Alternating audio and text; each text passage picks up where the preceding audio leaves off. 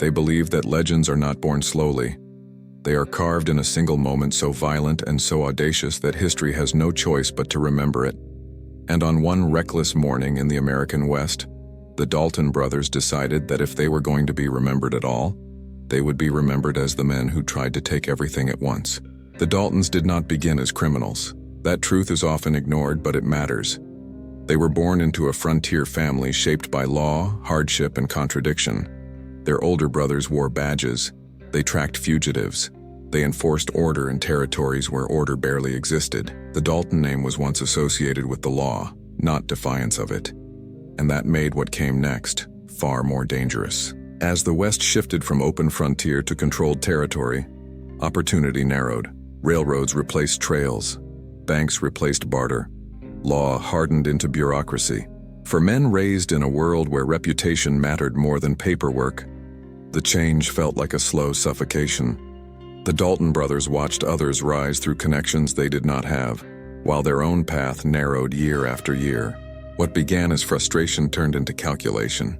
If the system would not reward them, they would exploit it. They learned the weaknesses of law enforcement from the inside. They knew response times. They understood jurisdiction gaps. They knew which towns were unprepared and which sheriffs were overstretched. And they understood something critical about the American West. Distance was power. If you struck fast enough and vanished quickly enough, you could outrun consequences. Their early robberies worked. Trains were hit. Money was taken. Escape followed. Each success fed confidence. Each escape inflated belief. Newspapers amplified their names, turning criminals into figures of fascination. The Daltons began to believe the myth being built around them, and that belief would become their most dangerous weapon and their greatest weakness. What separated the Daltons from other outlaw gangs was not brutality. It was ambition. They did not want a string of robberies. They wanted legacy. They wanted a moment so bold that it would eclipse every outlaw before them. Jesse James had robbed trains, but no one had ever attempted what the Daltons began to imagine. Why rob one bank, rob two? At the same time, this idea did not come from desperation. It came from overconfidence. They convinced themselves that shock alone would paralyze resistance, that the sheer audacity of the act would create confusion long enough for them to escape cleanly. In their minds, citizens would freeze. Lawmen would hesitate. History would bend. They chose Coffeyville, Kansas, a town that appeared unremarkable, predictable, and vulnerable. A place they believed would crumble under surprise. What they failed to account for was something no map or plan could measure. Pride. Towns on the frontier were built by people who had already survived too much to run when threatened. As the morning approached, the Daltons rode toward Coffeyville not as thieves but as men convinced they were stepping into immortality. They wore disguises. They split their targets.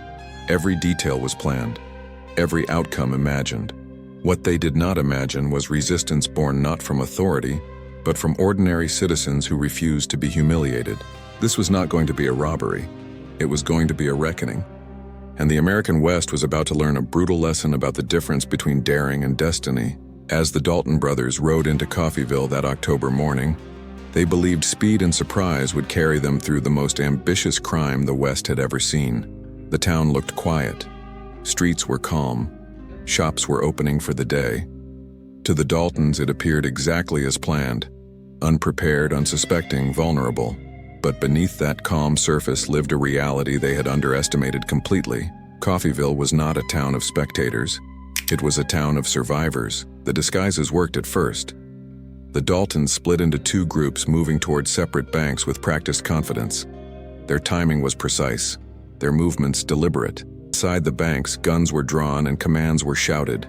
Money was demanded. Clerks were forced to comply. For a few critical moments, the plan seemed flawless. The Daltons had built around themselves felt justified. Outside, however, something unexpected was happening. Citizens recognized them, not because the disguises failed, but because the Daltons had become too famous. Posters, newspapers, and stories had spread their faces across the region. A shopkeeper noticed something wrong. A customer whispered a name.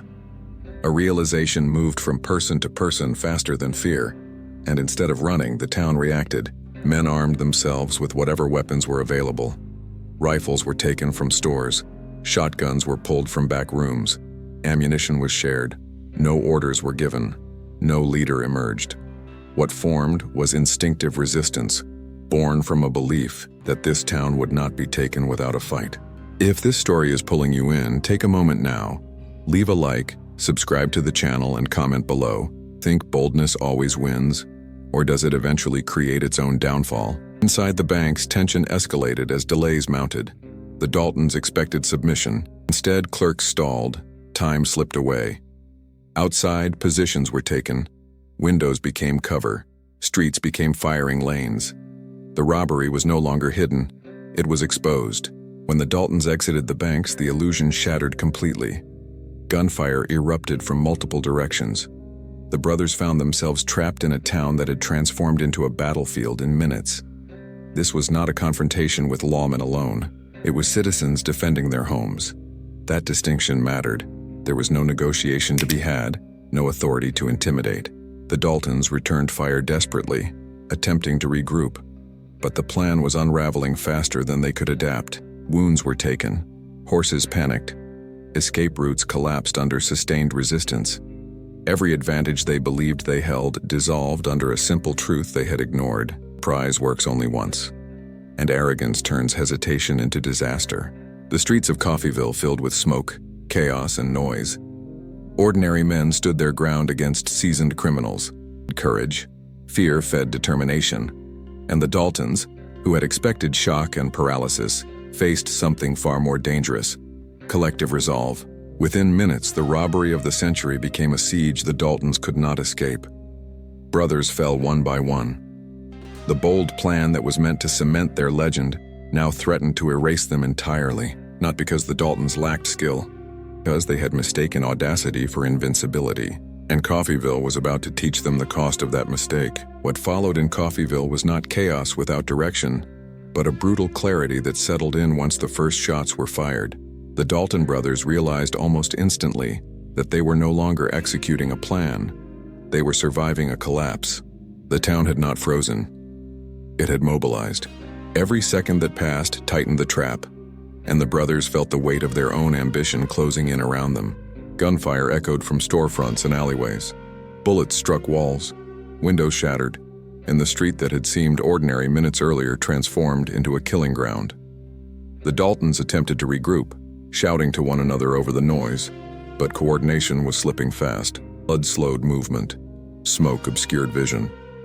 And the crowd they had expected to intimidate had become an unpredictable force acting without fear of consequence. One by one, the brothers were hit. Grat Dalton, already wounded, tried to advance, only to collapse under sustained fire. Bob Dalton fought on with grim determination, refusing to retreat even as his options vanished.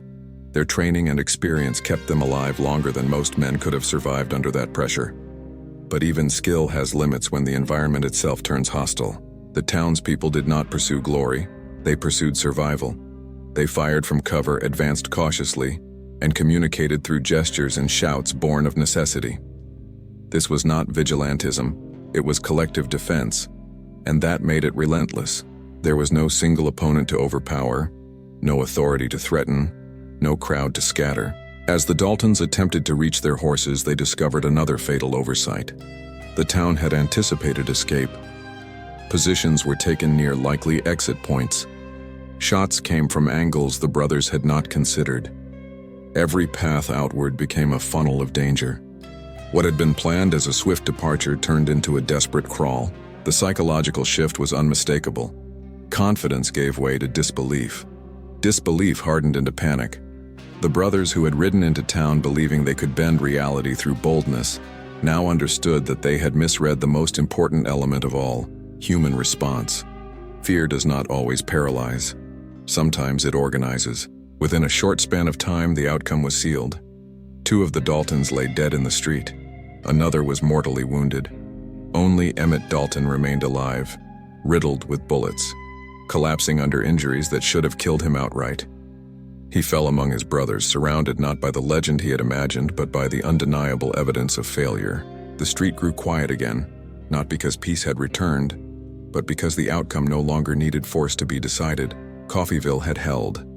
The town had done what no lawman, no posse, no army patrol had done before. stopped a gang not through authority, but through unity. For the American West, this moment carried a deeper meaning. The age of the outlaw was already fading, but Coffeyville delivered its verdict publicly and unmistakably. The myth that boldness alone could overpower society shattered in the open air, witnessed by everyone present. The Daltons had not been defeated by superior criminals or legendary lawmen. They had been defeated by ordinary people who refused to yield. As Emmett Dalton was carried away alive, barely breathing, the legend did not survive with him. What survived was a warning. The West was changing. Communities were no longer isolated and helpless. The line between outlaw and civilization had shifted permanently. The Dalton Gang had tried to steal history in a single morning. Instead, history took them. What came next would determine how that failure would be remembered. As tragedy, as caution, or as the final proof that the Old West no longer belonged to men who believed audacity was enough. When the smoke finally cleared on the streets of Coffeyville, there was no celebration, no cheers, and no sense of triumph in the air. There was relief, the kind of relief that comes only after a community realizes how close it came to losing control of its own fate. The bodies of the Dalton brothers lay where they had fallen, not as martyrs, not as heroes, but as evidence of a gamble that went catastrophically wrong. Emmett Dalton survived. Barely. His body carried more than 20 bullet wounds, injuries so severe that many believed he would die before nightfall. But he lived, and in doing so, he became something far more powerful than a dead outlaw, a witness. His survival forced the story to continue beyond gunfire, into reflection, regret, and consequence. The trial that followed stripped away the last layers of romanticism. In a courtroom far removed from the adrenaline of the street fight, the Dalton Gang was no longer a legend. It was a list of choices, each one examined under the cold weight of law. Emmett was sentenced to life in prison. The myth that the Daltons had tried to create collapsed completely under sworn testimony and public record. Coffeyville, meanwhile, became a symbol, not of violence, but of transition. The town represented a West that no longer tolerated spectacle as power. The frontier had matured into something else. Communities with shared identity, shared risk, and shared responsibility. The idea that a handful of men could terrorize a town through audacity alone no longer held. For the American West, the Dalton failure marked an unspoken turning point. The age of the outlaw did not end because the law suddenly became perfect. It ended because society stopped being passive. Banks hardened security, towns organized defense, communication improved, and most importantly, the public no longer admired bold criminality the way it once had. The line between rebellion and recklessness became clear. Emmett Dalton eventually walked free years later, a changed man carrying the weight of every decision that led to Coffeyville. He spent the rest of his life speaking not as a warning issued by the law, but as proof that legends built on ego always demand payment. His survival ensured that the story of the Daltons would not be remembered only through gunfire, but through consequence. The Dalton Gang tried to compress history into a single moment. They believed that one audacious act could outweigh years of planning, caution, and restraint. What Coffeyville proved instead was something far more enduring, that history does not bend to arrogance. It resists it. The Old West is often remembered as a place where the bold ruled and the reckless thrived. Coffeyville tells a different truth. It shows that communities, once awakened, become stronger than any outlaw myth. And when that happens, the West stops being wild not because law arrives, but because people decide they will no longer surrender their ground. If this story made you rethink the legends of the Old West, take a moment now. Leave a like to support long-form history told without shortcuts. Subscribe to the channel for stories that go beyond myth and into meaning. And comment below. Do you believe the Dalton Gang was doomed by fate, or by their own belief in the legend they tried to become? Because in the end, the Daltons did not fail because they were too bold. They failed because the West had already moved on, and they didn't notice until it was too late.